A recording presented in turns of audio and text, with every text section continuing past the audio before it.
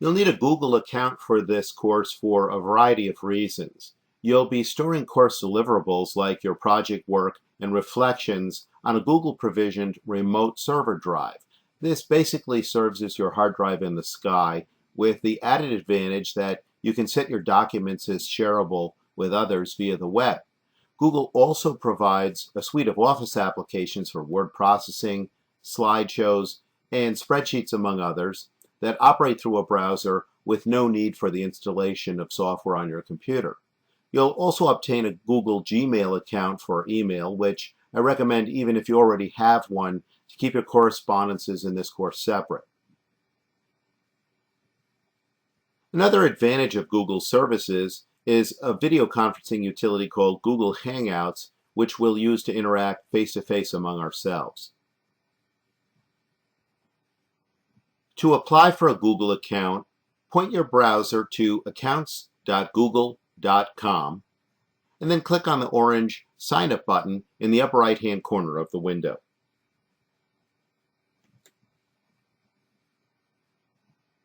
In the form-filling dialog box that appears on the next screen, enter your first and last names as proper nouns with the first letter of each capitalized and the rest lowercase. I'll use TGI for my first name and student for my last name.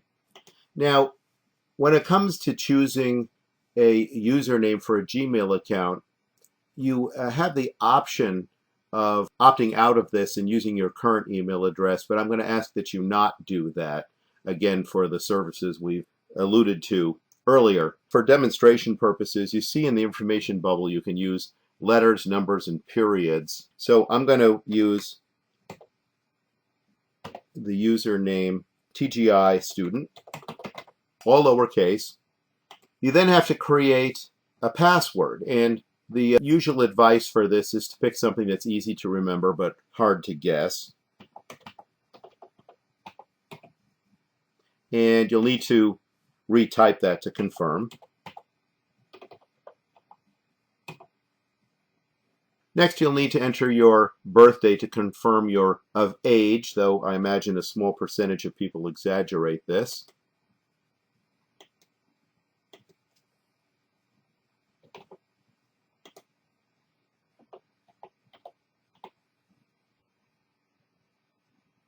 You then need to specify your gender.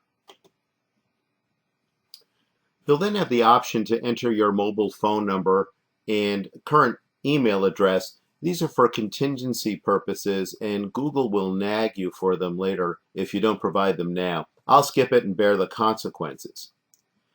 You'll then be subjected to a CAPTCHA experience to verify you're a human being and not a robot. If you're like me and have trouble reading these things, you can click on the little whirligig to cycle through a succession of text till you find one that makes sense.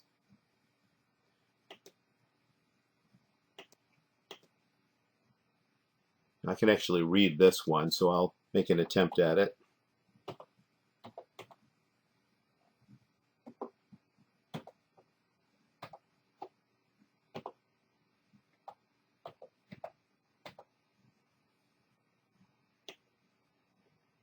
Specify your location in the drop-down if you're extraterritorial, and then check that you agree to the rhetoric about Google Terms of Service. And finally, click on the blue Next Step button at the bottom right-hand corner. There are a couple of other options I'm going to bring to your attention here. If you click on the Get Started button, note that your email address is reiterated here, along with some storage options. By default, you're provisioned with 15 gigabytes of drive space, but you can click on the View and Modify link to entertain some options.